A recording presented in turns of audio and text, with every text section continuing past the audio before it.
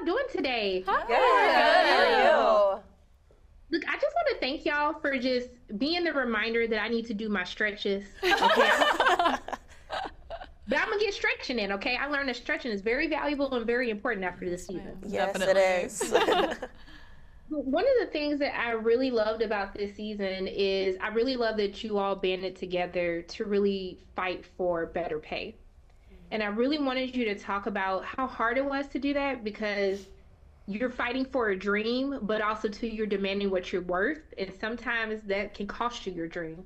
So I wanted you all to talk about the importance and why did you feel like now is the time for you to fight for better pay? Yeah, it was a tough conversation to start. I mean, I think in any workplace, asking to, be compensated for what you feel you deserve is a tough conversation. And just, that's the same for us. It was tough for us to have that conversation, but I think we knew in our hearts that something needed to change. And especially with all of the support that we got from season 1, it felt like this was the time to really speak up when we had also, not just one another, but the world on our side. And we knew that, people agreed with us, and it was kind of just that extra bit of reassurance that, this is something that we should talk about. And it was tough, like you said, this is all of our dreams, and were we willing to give up our dreams for something that we believed in? And for some of us, it was a yes, and some of us, we weren't so sure. But that's the beauty of the sisterhood, is we stand behind one another. If it's easy or not, we're going to have each other's backs. And I think you really see that in this season, that we were all willing to risk this dream for something that we felt strongly about. And spoiler, but at the end, there is a good resolution, to the pay and all of that. But it wasn't easy. We had, talked about, are we gonna, have a walkout? Are we gonna not go out for a football game? What are we gonna do to get this point across? So it was definitely tough conversations. It's hard to even watch back. It brings back all the feelings and the anxieties behind it. But I'm really proud of us as a team and as leaders for, taking that on. Look, I was so proud of you. I was like, look at my babies banding together, demanding what they worth. I was so here for it. Oh, thank you. But also, too, I want to talk about the leadership, okay? We got some new leadership roles this season. So I wanted y'all to talk about, how does that change, your whole experience, knowing that you have other women who are depending on you to lead them, down this path? Yeah, it's definitely a different experience. For Jada and I we were both second leaders last year. So stepping into the first leader role, there's a lot more responsibility on your plate. You are in charge of bridging the gap between Kelli and Judy and the team, and we have to answer all the questions, and we have to ask all the questions, and we're the first kind of line of defense if something doesn't go right. We have to take responsibility and help fix that, but it's also a very rewarding process. There are a lot of things that we got to do, like talk about our new pay raise, and just being able to choreograph different things. There's a lot of good and bad that comes with being a first leader, but overall a very rewarding experience. I loved it. I was like, Armani, I'm still waiting on you to get that law degree so we can fight some other stuff too. All right, I'll work on it just for you. Thank you. Thank you. Charly, I wanted you to talk about your journey. Actually, Charly and Kelli, because I was rooting for y'all. It's like, they didn't cut my girls and immediately took me back. So I want you to talk about, it's one thing to have that mental everything that you go through when you're trying out. But I think it's a little bit different when you feel like you have something to prove, the second time around. So I really wanted you to talk about, what did you work on to do differently to make sure that you made the team? Yeah, I feel like for me, I knew that I struggled with the style a little bit. It's very evident, I think, in the first season that I come from a very technical background, and I did need that year to grow in the style of what DCC is. And so I ended up moving to Dallas after taking a couple months to grieve and get back on my feet, and I moved to Dallas in January, and I committed pretty much full time to training to make the team. I don't think there was a day that went by that I wasn't in the studio, or I wasn't at a DCC prep class, or just another pro prep class. I truly took it upon myself, and I knew that I needed to get better, and I did every single thing that I possibly could to do that for myself for making the team. So I think when that was finally announced and I really did feel like all my hard work had paid off, it proved to me that being cut was not a setback. It was literally just to make me better for the next season. And I felt so much stronger going into training camp this year than I did the past, and I wouldn't change it for the world. Yeah, absolutely. I think the headspace and the mental game of it is something that I improved in myself a lot the year following, you know, just being confident in yourself going into the next year. I mean, also too though, I was tired watching y'all work full-time jobs and then full-time DCC. Like, how do you do it? Because I'm struggling working 2 jobs right now. So how do you make it look so effortless? And I love that you're all pursuing your own like personal goals as well on top of what you're doing with DCC. Like, can you talk about like how do you balance it all? How do you find and make time for yourself even while you're doing 2 different lives? It's not easy. hard. Honestly, I think the biggest blessing is having one another. It's hard to explain to people how exhausted you are and how, you know, overwhelmed you are. And people don't always get it. They're not in these shoes. They don't understand, but you're with 35 other women who are doing the exact same thing and they can relate. And so I think having one another, you know, being able to go to each other and be like, I can't. And they're like, I understand, but you can, you know, and having them to lift you up or to, you know, emotionally support you on the days where you're like, I just can't do this anymore. That's something that I'm very grateful for, but it is hard. I'm not gonna say it's easy. There are days where I don't wanna get out of bed or, you know, we got back from a game at midnight and I have to be up at 6 a.m. to go to work the next day and my body feels like I just got hit by a truck. Yeah. I'm like, how am I supposed to do this? Yeah. But you just do it. It's a short amount of time in your life and it's something that we're so grateful for that we just suck it up and get it done.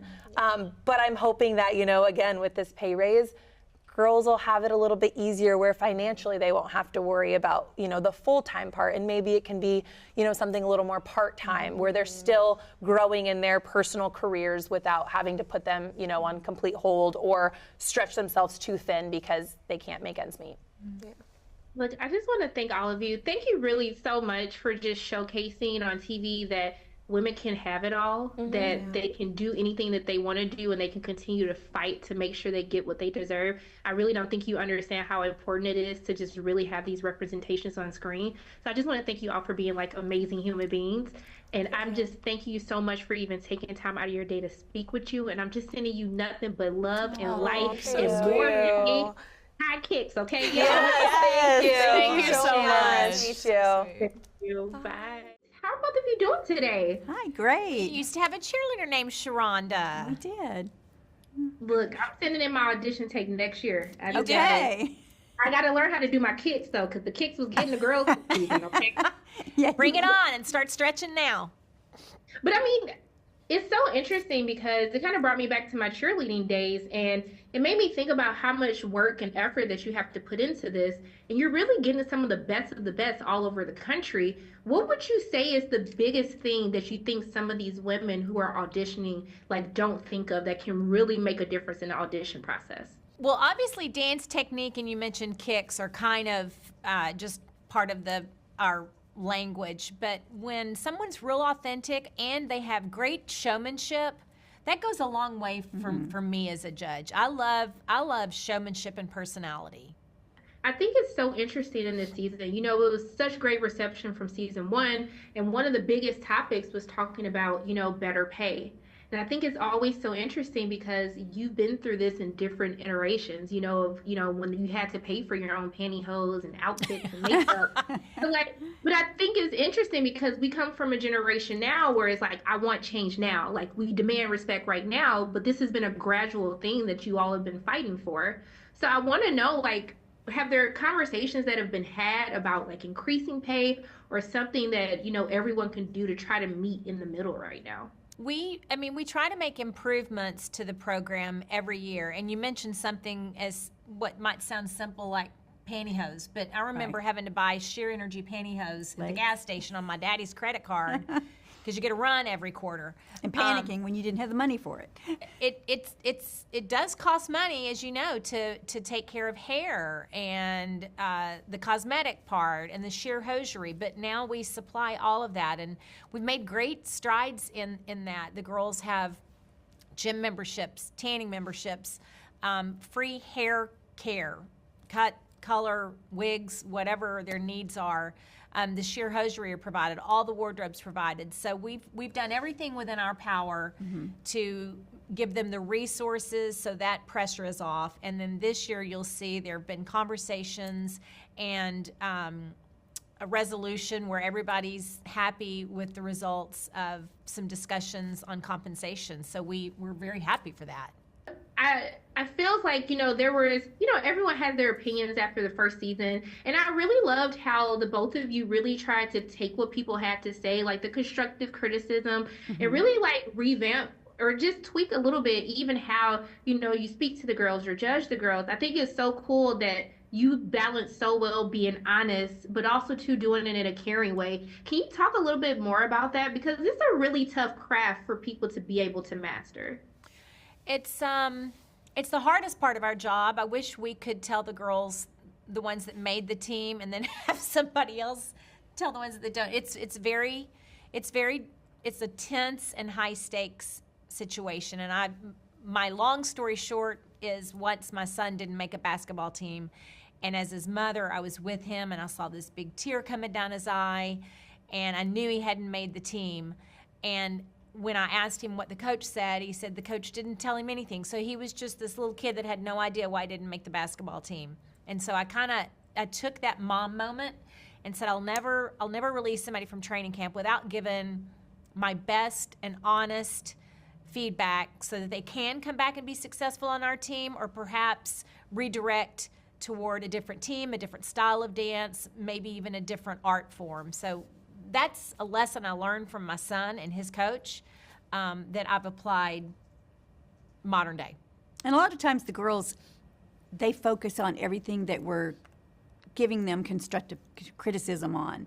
And we're praising them just as much. And we try to let them know what a great team they are and how great their dancing is. But sometimes all they focus on are, your kicks need to be higher, point your toes. And so we try to let them know. And I feel like we're really close to the girls, and there's a lot of fun moments we have that a lot of people don't get to see. I appreciate y'all honesty. We need more people to be honest and caring with the honesty, so I appreciate the both of y'all. Thank you so much for taking time out of your day to speak with me. I'm just sending nothing but love and light both your ways. I hope you have a great day. Thank you. We hope yours is good too. Thank you.